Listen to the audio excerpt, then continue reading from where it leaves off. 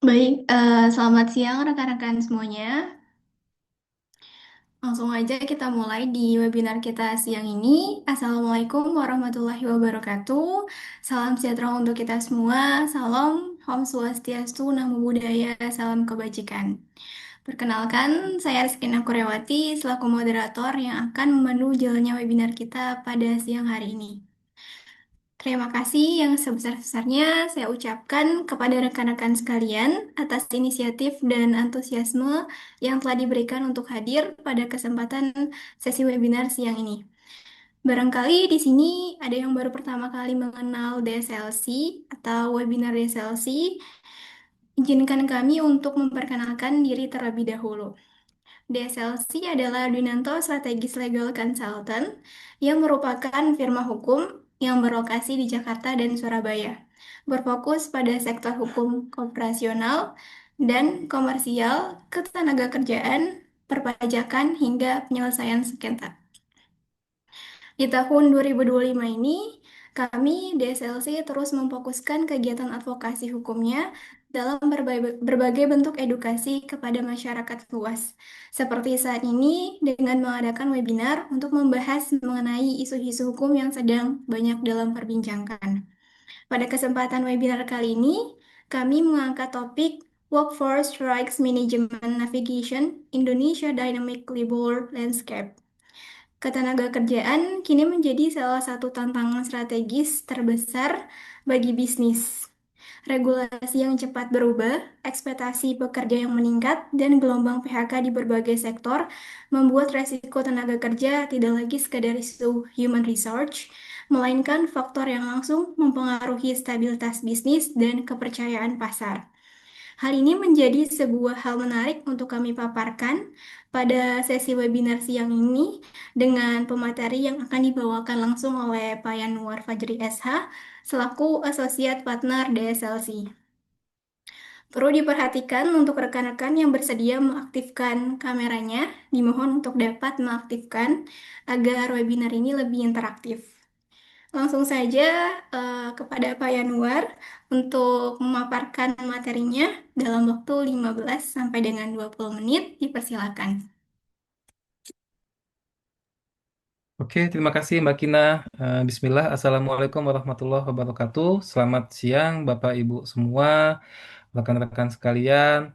Thank you banget bisa hadir dalam diskusi virtual kali ini terkait pembahasan Workforce Risk Management in a Dynamic Labor Landscape. Kenapa kami membahas ini? Karena apa? Karena pada saat ini era globalisasi dan digitalisasi ketenaga kerjaan ini semakin dinamis. Hal ini dapat ditandai oleh adanya perubahan-perubahan pola kerja, seperti salah satunya disrupsi teknologi, terus tuntutan keterampilan, baik yang sebelumnya itu adalah kita harus sesuai dengan undang-undang yang terkesan kaku gitu ya. Yang saat ini kita harus diubah mindsetnya bahwa agar lebih agile seperti itu. Nah, Workforce Risk Management Navigating Indonesia Dynamic Labor Landscape. Next, api dalam sekam.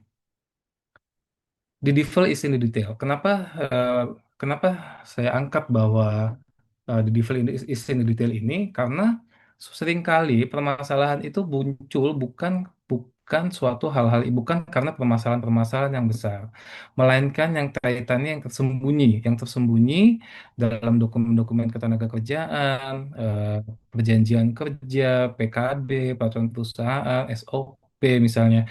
Khusus mungkin ya seringkali pada dokumen perjanjian kerja ya. Nah, itu banyak banget yang masalah itu muncul di situ. Khususnya sekarang kita sudah masuk ke era digital, apalagi sekarang era sosmed. Sosmed ini yang apa namanya ya, kalau kalau nggak bisa salah sedikit Bapak Ibu, salah sedikit bisa masuk viral gitu ya, bisa merusak kepercayaan publik dalam hitungan jam bahkan. Kepercayaan publik itu bisa rusak karena masalah masalah ini gitu ya. Nah, Oleh karena itu, reputasi dalam dalam di era digital ini sangat penting karena dampaknya berantai. Pertama, stabilitas perusahaan terganggu, talenta terbaiknya juga hilang, hengkang. Dan selanjutnya daya saingnya juga melemah, bahkan bisa mengurangi daya tarik investor. Oleh karena itu, manajemen tenaga kerja ini nggak hanya urusan compliance, tapi juga strategi bisnis dan menjaga sustainable ya apa keberlanjutan dan keunggulan jangka panjang. Oke, next Mbak Kina. Five strategic mindsets. Yang pertama, orientasi pada kepatuhan, manajemen jangka panjang dan jangka pendek. Peran utama HR, reputasi perusahaan, dan yang terakhir adalah more than compliance, nggak hanya comply gitu ya, namun ada hal-hal yang harus diperhatikan. Ini akan kami bahas satu persatu di bagian selanjutnya. Next, Mbak Kina, orientasi pada kepatuhan. Banyak sengketa yang bermula dari adanya perjanjian kerja dan prosedur PHK. Kenapa? Mengacu pada data Komnas HAM, banyak sebagian besar Bang sengketa dulu, perselisihan apa? banyak Dengan eh, sih. ya Terbang dulu, banyak mau jajan perselisihan nggak? mohon maaf ya banyak perselisihan hubungan industrial sengketa ketenaga kerjaan ini bermula dari adanya tidak komplainnya perjanjian kerja yang kualitasnya itu di bawah undang-undang. Kenapa? Sering sering kali HR ini bertindak mungkin ya melakukan membuat klausul-klausul perjanjian kerja ini nggak melihat ketentuan gitu ya. Ini sangat bahaya Bapak Ibu karena apa? Sepanjang kualitasnya itu di apa namanya di bawah undang-undang ini akan memicu konflik ketenagakerjaan bahkan sampai ke perselisihan hubungan industrial. Nah, dokumen-dokumen kontrak juga harus lengkap, dilengkapi Bapak Ibu, dilengkapi dengan data-data pekerja, terus juga apa namanya CV-nya itu harus itu dilengkapi gitu ya untuk mengetahui bahwa memang kita menunjuk mengangkat karyawan itu the man in the right place sesuai dengan apa namanya sesuai dengan pengalaman gitu ya sesuai dengan jati dirinya. Nah, yang kedua prosedur PHK. Banyak prosedur PHK yang juga tidak sesuai standar. Jadi secara sederhana seperti ini. Eh, PHK tapi nggak pemberitahuan PHK-nya tapi kurang dari 14 hari. PHK-nya hanya sifatnya sepihak tanpa ada didukung dengan data-data yang lengkap. Dengan prinsip bahwa oh nanti kita selesaikan aja di hubungan industrial. Nah hal itu kan mungkin mungkin nggak baik ya Bapak Ibu ya karena kalau kita selalu menggantungkan kepada hubungan industrial, tentu reputasi perusahaan kembali lagi ke reputasi perusahaan akan turun nih ke kepercayaan publik bahkan investor pun bisa bisa daya tariknya bisa berkurang. Misalnya kalau ada perusahaannya IPO gitu ya di IPO ada investor yang mau masuk dengan melihat prospektus di di di perusahaan tersebut. Oh, kok ini banyak banyak sekali case-nya gitu ya. Karena dengan dia naruh modal di situ, beli perusahaan di situ, berpotensi membawa juga masalah-masalah yang sedang berlangsung gitu ya. Yang artinya cost juga nanti yang keluar seperti itu Bapak Ibu. Untuk apa namanya menyelesaikan hak-hak karyawan. Oleh karena itu sangat penting di perjanjian kerja dan prosedur PHK. Putusan MA, Mahkamah Agung, itu juga menegaskan bahwa pentingnya formalitas dari PHK. Banyak yang juga kasus-kasus PHK sepihak, pemberian pesangon yang nggak sesuai ketentuan, bahkan terlambat, bahkan juga nggak cuma masalah PHK gitu ya. Apa namanya proses PHK-nya pun juga nggak sesuai dengan standar, itu harus dibenahi Bapak Ibu. Karena kan perusahaan punya namanya PKB atau PP nih ya. Nah, dalam PKB atau PP itu baiknya itu dibuat turunannya. Turunannya seperti apa? Mungkin keputusan direksi tentang tata cara pemutusan hubungan kerja. Nah, dalam dalam apa namanya SOP tersebut bisa diatur secara rinci bagaimana caranya nanti apa menjadi sebelum sebelum PHK mungkin ada pembinaan terlebih dahulu, anak itu karyawan dipanggil, diberikan teguran, teguran lisan terlebih dahulu yang sifatnya itu adalah ultimum remedium. Oke, eh, perusahaan besar banyak berpotensi kalah karena HR-nya juga nggak mengupdate ketentuan ketenaga kerjaan gitu ya, nggak mengupdate peraturan. Beberapa HR yang HR yang kami ketahui, yang saya tahu itu banyak membuat ketentuan yang ketentuannya yang mengacu pada peraturan yang sudah dicabut. Bahkan bahkan yang sudah dicabut itu berlangsung bertahun-tahun dan di apa diimplementasikan di perusahaan gitu di perusahaan dan terjadilah pembiaran di situ Bapak Ibu, karena pembiaran ini kan nggak baik ya. Pembiaran ini semakin menumpuk menumpuk menumpuk maka akan terakumulasi, dan itu menjadi sangat tidak baik kalau hanya sebatas masalah ketentuan itu tidak diupdate, eh, tidak apa namanya tidak mengacu pada peraturan yang baru. Itu harus harus diperhatikan juga sebenarnya. Oke. Lanjut Mbak Kina, next.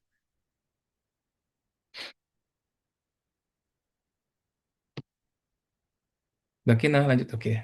Yang kedua Mbak Kina. Oke. Manajemen jangka panjang versus manajemen jangka panjang versus manajemen jangka pendek. Perusahaan-perusahaan seringkali hanya fokus pada masalah sales. Hanya fokus pada masalah sales. Hanya fokus masalah pencapaian target, penjualan, dan revenue. Tapi mengabaikan pembangunan kultur kerja yang sehat dan legal compliance-nya, legal kepatuhan atas hukumnya. Hal ini bisa menimbulkan risiko yang sangat besar. Risiko risiko sangat besar termasuk di dalamnya adalah PHK massal. PHK massal dan belum tentu juga itu bisa bisa bisa apa namanya diimbangi dengan pembayaran hak-hak karyawan. Biasanya kalau kalau kalau sudah apa terlalu memfokuskan pada target penjualan dan tidak tidak fo- apa namanya tidak mengacu juga pada kultur kerja yang sehat dan itu diabaikan, biasanya itu berbanding lurus tuh Bapak Ibu kalau PHK-nya nggak benar dan apa pembayarannya juga bisa bisa bisa juga terjadi tidak sesuai dengan undang-undang, tidak sesuai dengan peraturan. Nah, studi McKinsey di sini juga menyatakan bahwa fungsi manajemen jangka panjang itu bisa menurunkan penyelesaian hubungan industrial yang dilakukan secara litigasi itu hingga sampai 30%.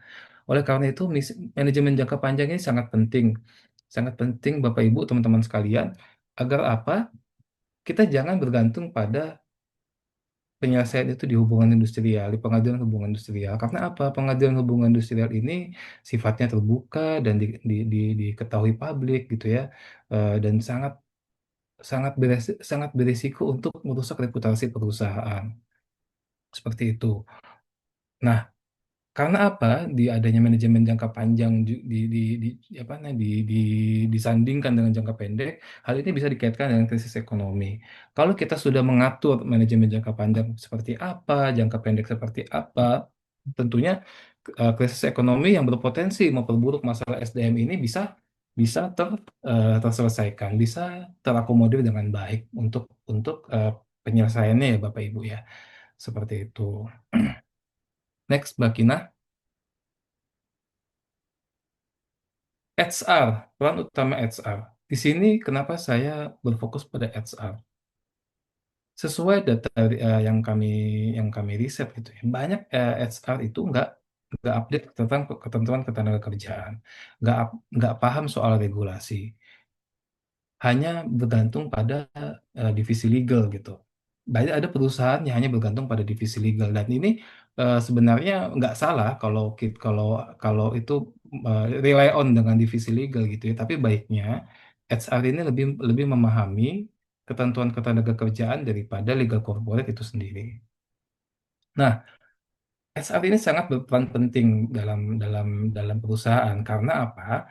Suatu PHK yang salah prosedur itu bisa disebabkan karena pendokumentasian yang gagal.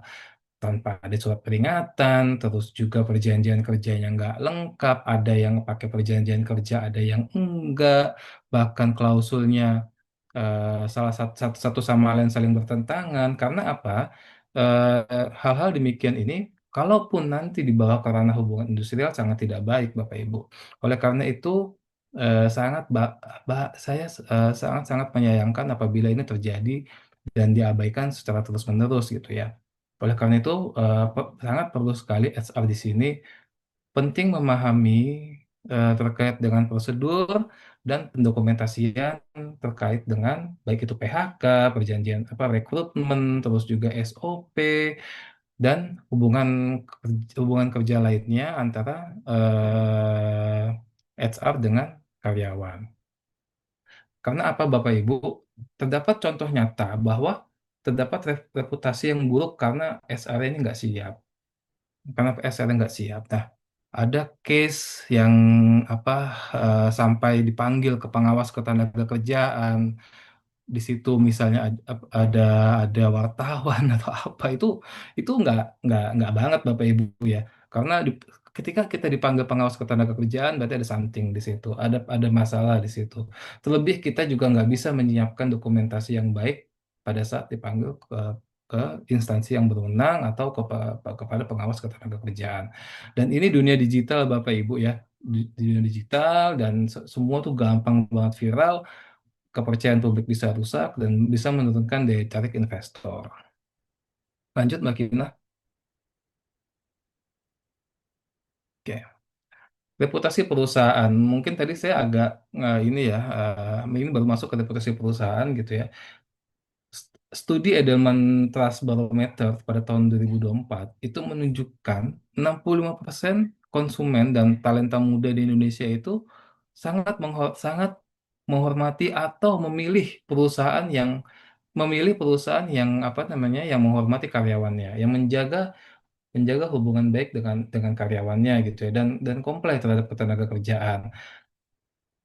Itu memang nyata ya Bapak Bu ya. Jadi untuk bisa bisa menambah presentasinya itu bisa tuh coba kita kita kembali lagi ke ke ke ke perusahaan, kita perbaiki semuanya, kita audit kepatuhannya agar bisa menjadi salah satu persentase dari 65% ini, bahkan nanti bisa bertambah gitu ya.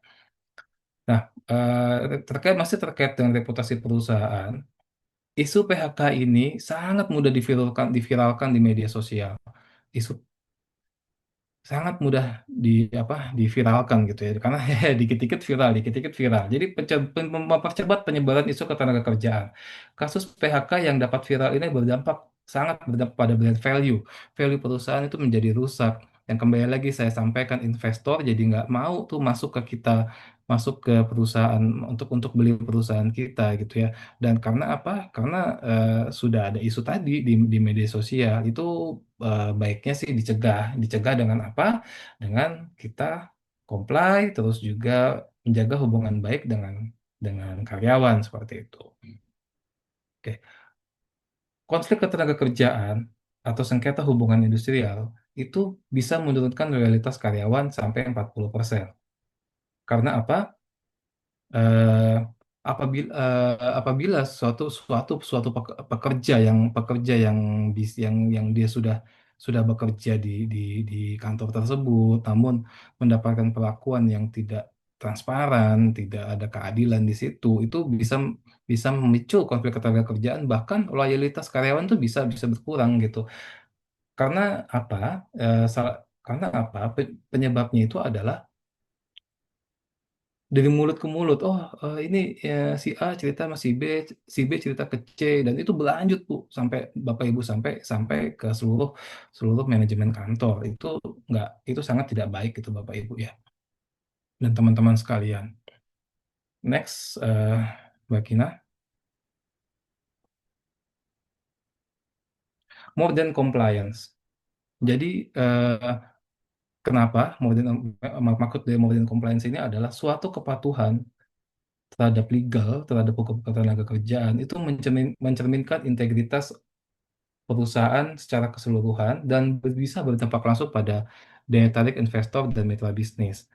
Yang seperti saya sampaikan tadi. Karena apa? Karena melihat ini integritasnya bagus, profesional, terus juga didukung dengan orang-orang yang capable dan tidak apa dan bisa menjaga hubungan baik dengan karyawannya. Jadi hubungan-hubungan industrial itu harmonis gitu ya. Membangun hubungan industrial yang harmonis. Perkara hukum bisa sangat bisa menumpuk apa namanya menumpuk hambatan investasi dan pengembangan bisnis. Karena apa? Itu sangat berpengaruh untuk investasi sama pengembangan bisnis. Bagaimana kita bisa pandangan investor mungkin bagaimana kita bisa berbisnis dengan baik, tapi dengan di internal kita sendiri itu ada masalah gitu, banyak masalah Bapak Ibu. Dengan karyawan sendiri hubungannya nggak baik. Nah, itulah kenapa saya sampaikan bahwa compliance ini sangat penting dan nggak hanya sebagai compliance sendiri gitu ya, tapi bisa berdampak pada investasi dan bisnis. Suatu governance yang baik itu bisa menghasilkan performa yang lebih stabil. Harvard Business Review pun bahkan mengakui itu, Bu, Bapak Ibu. Kalau governance-nya jalan, compliance-nya juga jalan, berpotensi hampir secara otomatis performa finansial dan operasional itu lebih stabil dan berkelanjutan. Lanjut, Mbak Kina. Oke, masuk ke langkah-langkah strategis. Pertama, mitigasi. Mitigasi sebelum konflik. Nah, ini mitigasi sebelum konflik maksudnya gimana? Kita bisa melakukan audit kepatuhan, audit ke eh, baik baik terkait dengan legal corporate itu sendiri atau terkait dengan ketenagakerjaan. Di sini audit kepatuhan terkait ketenagakerjaan seperti apa? Dicek perjanjian kerjanya, apakah klausul-klausulnya sudah memenuhi undang-undang. Dicek juga SOP-SOP hubungan hubungan antara perusahaan dan karyawan. Di, Termasuk juga di dalamnya itu adalah apa namanya SOP tentang PHK. Prosedur disiplin juga harus tentang pendisiplinan karyawan itu juga harus tetap dokumentasi dengan baik. Yang terakhir adalah yang menurut saya ini sangat penting, adanya dilakukanlah pelatihan, training HR dan manager, training HR. Itu itu wajib Bapak Ibu. Itu suatu kebutuhan gitu ya training HR itu. Karena apa? Eh, Apabila HR ini sudah ditrain gitu ya, sudah ada pelatihan dan memang mengikuti dengan baik, insya Allah saya meyakini bahwa perusahaan bisa berjalan dengan baik. Tujuannya kenapa? Tentu saja ini akan mengurangi risiko perselisihan, risiko sengketa ketenagakerjaan, dan bisa memperkuat posisi hukum perusahaan itu sendiri. Outputnya, bisa, di mitigasi sini kan bisa ada output gitu ya sebelum konflik gitu ya. Kita bisa buat laporan audit hukum PKB atau PP yang terbaru. Maksud PKB atau PP yang terbaru di sini adalah kita sesuaikan dengan peraturan perundang-undangan. Kita bisa lebih di atasnya karena yang namanya yang diartikan bertentangan itu apabila kualitasnya itu lebih rendah daripada peraturan perundang-undangan. Nah, SOP disiplin, SOP pendisiplinan karyawan, SOP hubungan karyawan, dan PHK itu juga nanti suatu outputnya gitu ya. Dan jangan lupa disosialisasikan Bapak Ibu. Karena apa? Sosialisasi ini penting. Kalau nggak disosialisasi, bisa banyak cerita tuh. Oh, aku nggak tahu ada peraturan ini, aku nggak tahu ada peraturan ini kok nggak disosialisasi itu untuk bisa mengurangi alasan itu kita bisa lakukan sosialisasi. Yang kedua, negosiasi awal. Negosiasi awal ini apabila konflik ini muncul. Ini harus bisa dibedakan ya Bu ya antara Bapak Ibu antara konflik dengan sengketa. Konflik itu hanya melibatkan dua orang tanpa ada pihak ketiga, perusahaan dan karyawan ini konflik. Tapi kalau sudah sampai pihak ketiga itu namanya sengketa.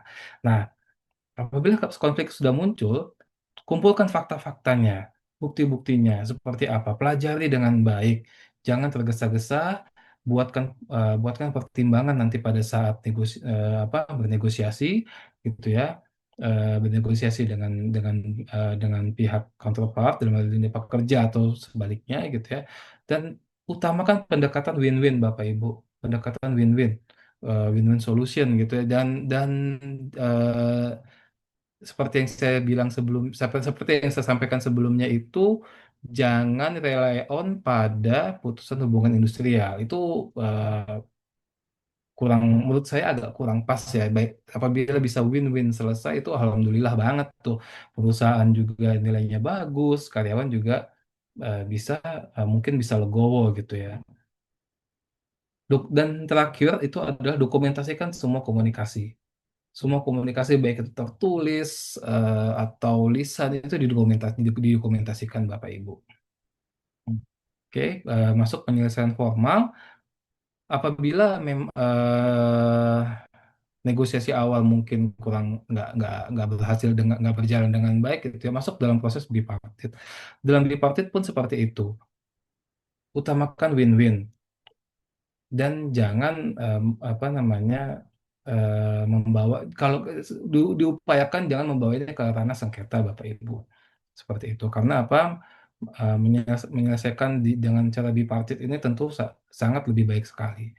Kalau bipartit bagaimana outputnya? Ada risalah bipartit. Itu disimpan Bapak Ibu risalah bipartit. Setiap bipartit itu disimpan risalah, ditulis dalam risalah, disimpan dengan baik dan agar nanti di kemudian hari kalau ada permasalahan yang timbul atau apa itu bisa jadi acuan. Oke, reputasi perusahaan. Bangun bangun perusahaan ini sebagai perusahaan yang baik gitu ya, yang taat taat hukum, taat peraturan dan bisa menjaga hubungan baik dengan karyawannya. Itu harus bisa dibangun dengan baik. Bagaimana caranya? Saya mungkin bisa dengan cara misalnya setiap hari Jumat itu diadakan semacam ya makan bersama atau apa gitu ya. Itu bisa juga seperti itu dan eh, membangun ini hubungan baik dengan karyawan itu gitu Bu ya Bapak Ibu ya. Itu menurut saya itu penting gitu ya dengan untuk menjaga reputasi perusahaan seperti itu. Apabila terpaksa masuk masuk dalam sengketa itu juga harus bisa bisa di reputasi perusahaan harus bisa dijaga Bapak Ibu. Bagaimana caranya? Dokumentasikan dokumen-dokumen dengan baik, jangan dan di keep jangan sampai apa namanya keluar kepada pihak-pihak yang tidak bertanggung jawab. Oke, termasuk masuk dalam pasca penyelesaian. Pasca penyelesaian ini kalau kita evaluasi, evaluasi apa sih penyebab sengketanya, penyebab konfliknya seperti apa, terus juga revisi SOP dan kebijakan internal, kita edukasi manajemen sama karyawan. Tujuannya apa? Untuk mencegah agar perselisihan hubungan industrial ini, perselisihan sengketa ketenaga kerjaan ini tidak terjadi. Outputnya apa, Bapak Ibu? Bisa laporan evaluasi, SOP hasil revisi dan materi-materi tentang apa namanya SOP itu sendiri gitu ya, materi tentang edukasi sendiri itu, materi pelatihan lah gitu ya. Oke, next, Mbak Kina. Oh, sudah masuk tanya jawab. Oke, silakan Bapak Ibu, rekan-rekan sekalian kalau ada yang mau didiskusikan dengan kami gitu ya. Monggo dipersilakan.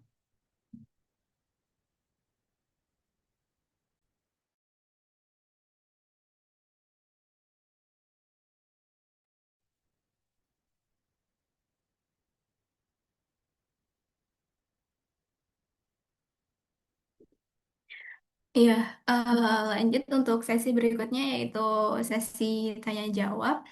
Baiklah, seperti yang sudah saya sampaikan di awal acara, selanjutnya kita akan memasuki sesi tanya jawab.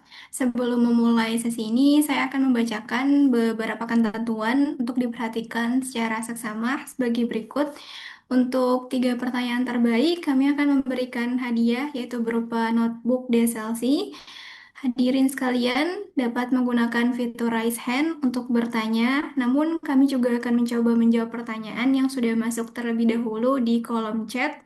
Sesi tanya jawab kami akan batasi sekitar 20 menit. Pada saat sesi tanya jawab sedang berlangsung, saya selaku moderator akan memanggil nama dan mempersilahkan untuk audiens agar dapat menyalakan mikrofon dan bertanya secara langsung. Diharapkan para peserta lainnya untuk tertib. Kira-kira dari rekan-rekan sekalian, ada yang ingin bertanya bisa langsung raise hand atau bisa ketik di kolom chat.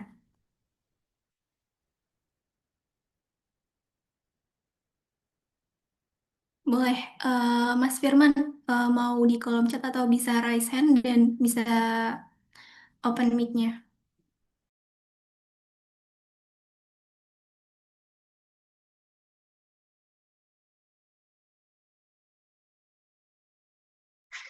Ya, selamat siang. Halo, selamat siang. Saya perkenalkan nama saya Firman Kusuma. Izin bertanya dengan Pak Yanwar Fajri terkait dengan eh, putusan dari pengawas tenaga kerjaan berkait dengan ini, dengan penetapan Kementerian Tenaga Kerjaan. Apakah tindak lanjut kita selaku insan itu mengharuskan untuk menindaklanjuti kalau namanya risalah atau anjuran di Partit itu kan ada penetapannya dari 2024 yang menyatakan bahwa kadang dalam waktu 10 hari harus dibalas terima atas putusan anjuran itu atau tidak menerima berarti ada pelaksana tindak lanjut pada pengadilan umum industrial. Tapi lain halnya dengan penetapan Kementerian Ketenagakerjaan atas penetapan yang dikeluarkan oleh pengawas tenaga kerja. Apakah yang harus dilakukan tindak lanjutnya apabila kita tidak menerima atas putusannya, atas putusan dari pengawas, dan apabila kita ingin menerima, bagaimana tindak lanjut selain membuat perjanjian bersama dalam hal ini. Terima kasih. Oke, terima kasih Bapak Firman Tarakusuma. Ini pertanyaan terkait penetapan pengawas ketenagakerjaan ya yang dimaksud ya. Oke, ya terima kasih atas pertanyaan yang baik gitu ya, yang bagus sekali. Jadi penetapan pengawas ketenagakerjaan ini biasanya itu dikeluarkan oleh eh, pengawas ketenagakerjaan di di instansi ketenagakerjaan gitu ya, dinas tenaga kerja. Biasanya terkait dengan adanya perselisihan hak, pengaduan hak, hak-hak upah lembur yang belum dibayarkan, hak upah yang belum dibayarkan. Nah, di situ eh, di dalam penetapan itu biasanya ada diktum-diktum tuh. Kalau memang sudah diproses gitu ya dalam pengawas gitu ya. Diktum pertama apa namanya ya menetapkan upah upah yang bernama A sampai Z itu adalah sekian. Yang kedua, diktum kedua, seingat saya itu juga kita diberikan kesempatan untuk mengajukan keberatan. Mengajukan keberatan 14 hari sejak adanya penolakan, bukan 14 hari sejak sejak pemberitahuan ya, pemberitahuan gitu ya, Pak. Oleh karena itu kita manfaatkan itu dulu. Manfaatkan itu. Kalau memang tidak sesuai dengan mau kita, tidak sesuai dengan maunya perusahaan, bukan maunya perusahaan, mohon maaf, tidak sesuai dengan data perusahaan, data yang valid gitu ya, kita bisa challenge, appeal aja, appeal ke kementerian, ajukan keberatan selama jangka waktu itu. Jangan didiamkan seperti itu ya, jangan dibiarkan, jangan diabaikan, karena seringkali penetapan ini bersama-samaan dengan anjuran. Jadi karyawan ini satu sisi dia mencatatkan perselisihan ke Dinas Tenaga Kerja, tapi dia juga bikin pengaduan tuh, membuat membuat pengaduan ke mana, ke pengawas. Jadi ya, biasanya anjurannya ini mengacu pada penetapan, menganjurkan agar perusahaan X mengacu pada penetapan nomor sekian tanggal sekian. Nah, berarti ini kan ada dua dokumen nih, anjuran itu sendiri dan penetapan itu sendiri. Kalau menurut saya appeal dulu, ajukan keberatan atas penetapan tersebut gitu ya. Sem- Apabila sudah dikeluarkan penetapan yang baru yang sesuai dengan data yang kita miliki, eksekusi, execute, langsung bayar, jangan ditunda-tunda. Namun apabila belum juga bisa apa namanya tidak yang tidak sesuai dengan data perusahaan yang valid dan didukung dengan bukti-bukti, ada dua cara ya. Pertama, bisa mengajukan eh, gugatan ke PHI atas keberatan anjuran. Nanti yang diharapkan itu adalah penetapannya, karena penetapannya ini ada di anjuran. Apabila penetapan ini ada dalam anjuran, maka yang diharapkan itu adalah penetapan ini akan menempel pada anjuran. Jadi yang berlaku tetap putusan PHI.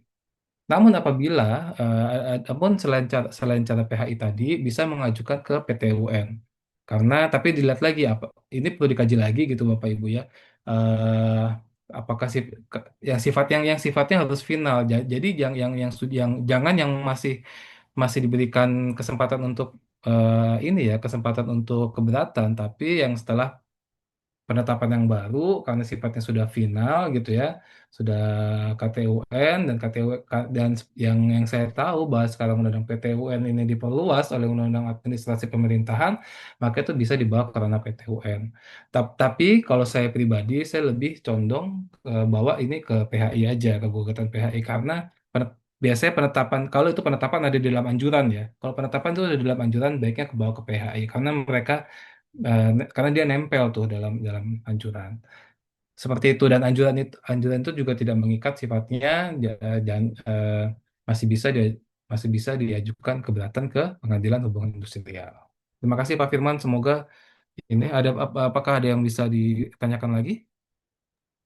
Kalau seandainya dari penetapan atau putusan PHI yang diputuskan itu memang sudah tindak lanjut dalam ranah peradilan dan putus akhirnya.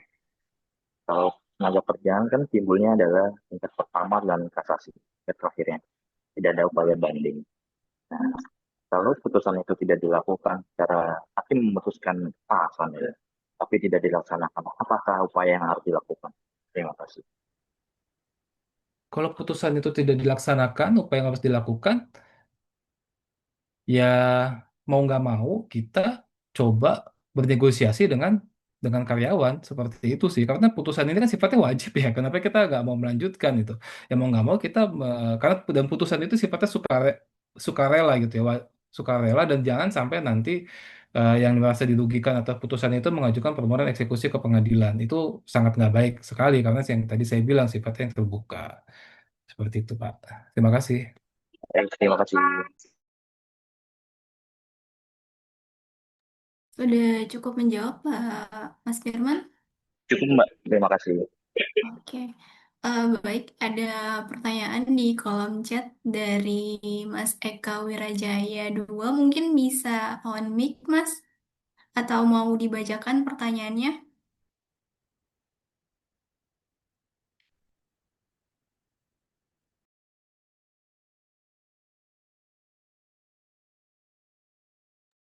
Oke, mungkin saya bacakan aja nih Pak untuk pertanyaannya dari Mas Eka Wirajaya 2. Untuk pertanyaannya, mohon izin bertanya Pak, jika ada karyawan dengan kontrak 1 tahun dan setelah 6 bulan, karyawan tersebut mangkir kerja selama 3 hari berturut-turut dan dilakukan berulang kali sampai SP3. Dari perspektif perusahaan, karyawan tersebut selama mangkir tidak memiliki performa baik, tetapi tetap mendapatkan gaji. Jika perusahaan memecat, maka akan membayar uang pengganti sesuai dengan sisa kontrak perjanjian. Maka langkah apa yang harus dilakukan sebagai solusi untuk perusahaan?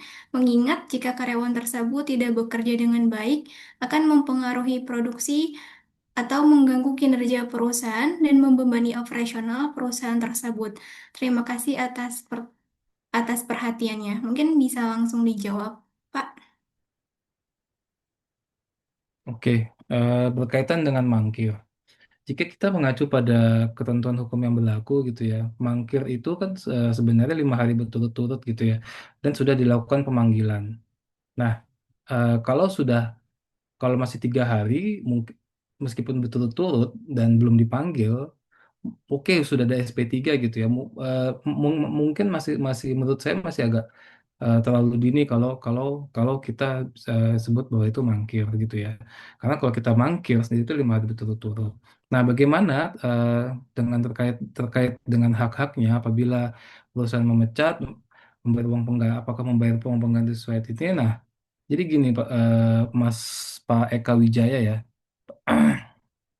Oke.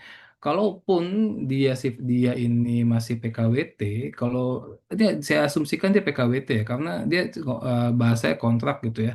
Eh, karena ini PKWT cukup dibayarkan sampai eh, akhir masa waktu kontrak dan apa namanya dan nggak ada hak lain selain daripada PKWT itu sendiri. Jadi langkah apa yang dilakukan sebagai sebagai solusinya langsung panggil karyawannya dan sampaikan dengan baik bahwa kondisinya sedemikian rupa dan kemudian bayar hak-haknya. Hak-haknya ini oke apa tentunya sesuai dengan perjanjian kerja ya. Gajinya berapa terus kemudian dihitung sampai akhir masa waktu eh, akhir masa waktu perjanjian PKWT itu sendiri. Seperti itu jadi jangan jangan diabaikan, dipang, jangan dibiarkan terus-menerus dipanggil karyawannya agar tidak apa namanya apa permasalahan numpuk di kemudian hari gitu. Itu saya sarankan seperti itu sih. Makasih.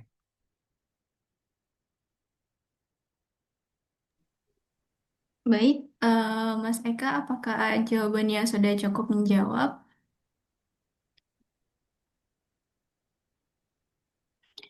Oke. Mungkin dari rekan-rekan ada lagi yang ingin bertanya, bisa langsung raise hand atau bisa menuliskan pertanyaannya di kolom chat.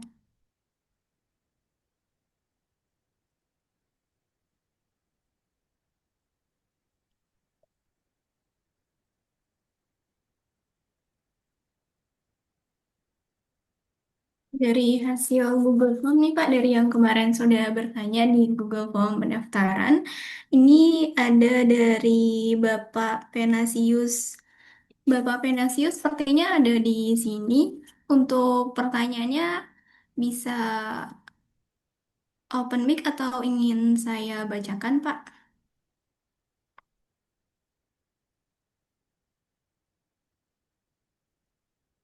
Oke, mungkin saya izin bacakan aja untuk pertanyaannya. Jadi dari hasil Google Form kemarin, Bapak Penasius ini bertanya nih Pak, mengenai bagaimana menciptakan manajemen resiko tenaga kerja, menavigasi landscape tenaga kerja Indonesia yang cukup dinamis. Oke.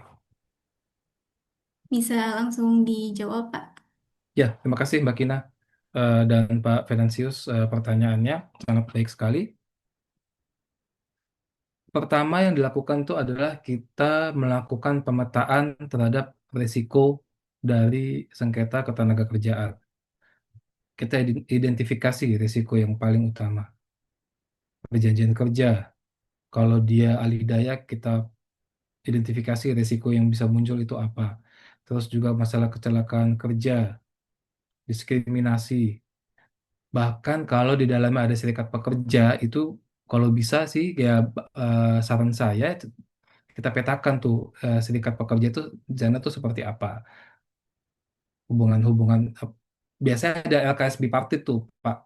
LKS bipartit di sini juga berfungsi bisa bisa dalam apa fungsinya bisa memberikan masukan kepada perusahaan dan salah satu bentuk upaya untuk membangun hubungan industrial yang harmonis. Kemudian kita analisa hukumnya.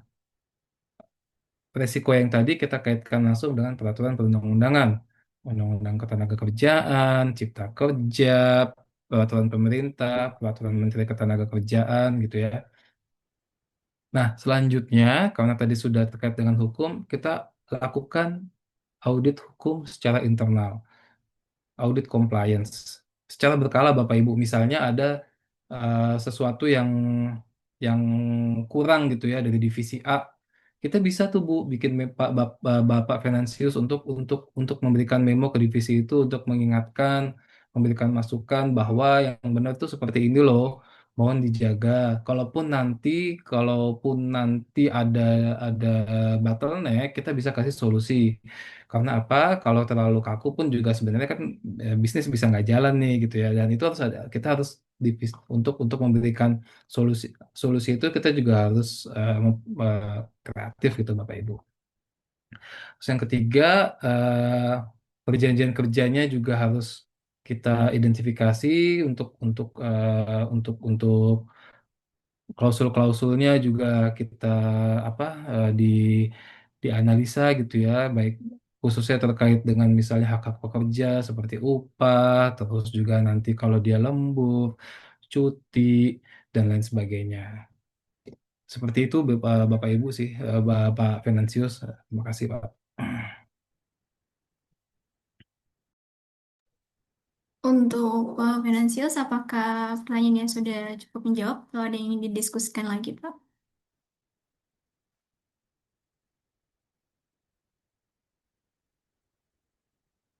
Oke, mungkin satu pertanyaan terakhir dari form yang kami terima nih, Pak. Dari Bapak Andi Komara, beliau bertanya mengenai jika seorang karyawan perusahaan yang dalam menjalankan tugas atau job task-nya di kemudian hari ternyata menimbulkan kerugian dari pihak lain atau perusahaan kami, apakah bisa dituntut secara pidana, khususnya secara pribadi? Bisa langsung dijawab, Pak. Ya, terima kasih Pak Andi, pertanyaan yang baik gitu ya. Kalau secara pidana pertama kita bisa mengacu pada PKB yang terlebih dahulu. Kalau itu memang sifatnya fraud, penggelapan dan ada kerugian, itu bisa dilaporkan pidana. Bahkan nggak hanya harus real ya kerugiannya. Kalau dia sifatnya itu adalah potensi, bisa ada kata-kata dapat di situ tuh dapat menyebabkan kerugian. Nah itu bisa kita ajukan laporan pidana seperti itu. Kalau ini untuk memberikan efek jera ya. Jadi kalau pertanyaannya apakah bisa dituntut sebagai pidana, bisa sepanjang itu bisa dibuktikan. Yang kedua, memang jelas melanggar PKB atau PP. Bahkan kalau dalam PKB atau PP itu nggak diatur, bisa mengacu pada peraturan di atasnya. Seperti itu. Dan karena ada di PP 35 itu pelanggaran yang mendesak. Saya sangat menyayangkan bahwa pelanggaran mendesak ini hanya di penjelasan gitu ya. Nah, di penjelasan PP 35 itu ada banyak itu terkait dengan hal-hal yang sifatnya pidana. Bapak Andi Komara bisa bisa mengajukan laporan pidana apabila terbukti pada ketiga dokumen tersebut, PKB atau PP dan eh, regulasi yang ada. Terima kasih Pak Andi.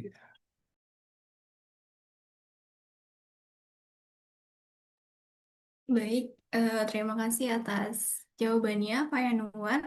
Mungkin sebelum kita sesi penutup, ada sepatah atau dua kata yang ingin disampaikan, Pak, pada sesi webinar kita siang kali ini.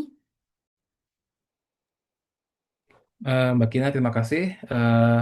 Jadi sebelumnya saya ucapkan terima kasih sudah hadir ya Bapak Ibu ya. Thank you banget di pada siang hari ini karena siang-siang ini kan jam yang ngantuk ya. Alhamdulillah mau hadir dalam diskusi ini gitu. Saya senang banget gitu Bapak Ibu. Yang untuk penutupnya kita harus paham bahwa compliance itu bukan hambatan. Kepatuhan itu bukan hambatan, tapi sifatnya yang ke depan. Dan apabila compliance ini bisa berjalan, maka bisnis ke depan akan menjadi lebih baik. Hubungan kerja antara perusahaan dan karyawan juga semakin harmonis. Seperti itu kesimpulan dari saya, maka compliance ini bisa berdampak pada bisnis dan hubungan industrial yang harmonis. Terima kasih. Baik, terima kasih atas closing statement-nya, Pak.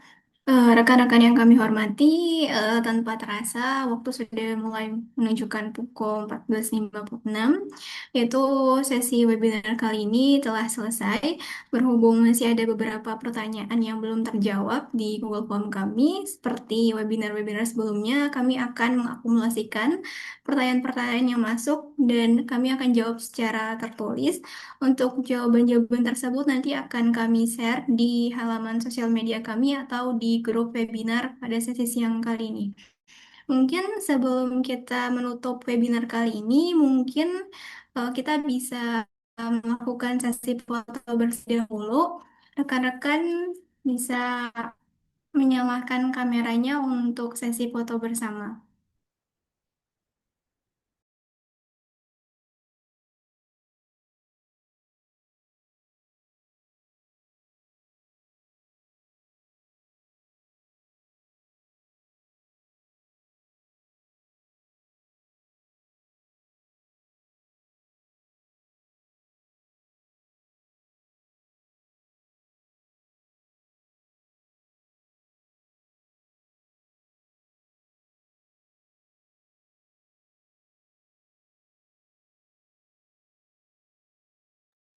Baik, mungkin dari saya bisa untuk langsung foto dimulai dari satu, dua,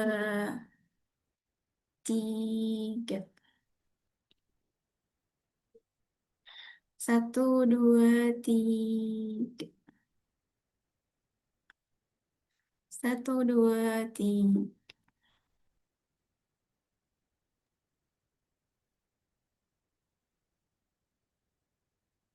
Baik, terima kasih kepada Pak Yanuar atas materi yang sudah dipaparkan pada siang kali ini. Untuk recording webinar kita siang kali ini dan materi yang tadi sudah dipaparkan nanti akan kami kirimkan di grup WhatsApp.